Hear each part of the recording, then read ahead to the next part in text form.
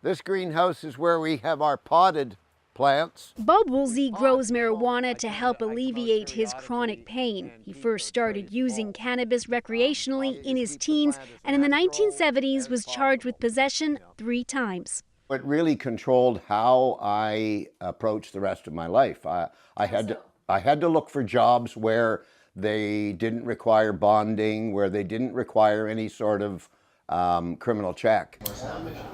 When recreational marijuana is legal, adults will be able to carry up to 30 grams. That's why some legal experts believe those old convictions for possession should be cleared from criminal records. Under the current system, many can apply to have their convictions suspended, but most don't because of the cost and time involved.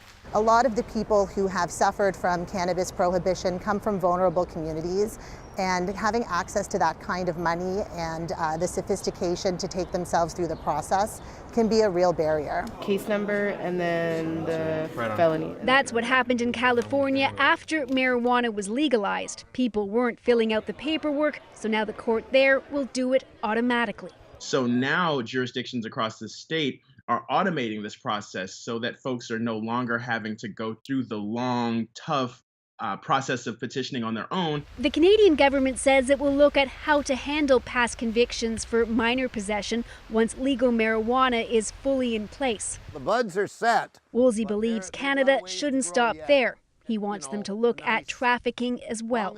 That's what he was charged with in 2015 when the RCMP shut down an unregulated dispensary he was running. They want to erase all the cannabis records right back to the 30s, get rid of them all. But even if some records are erased in this country, they will remain on American databases. Woolsey has been stopped at the border before, and he isn't hopeful that a change in Canada will make it any easier to enter the U.S.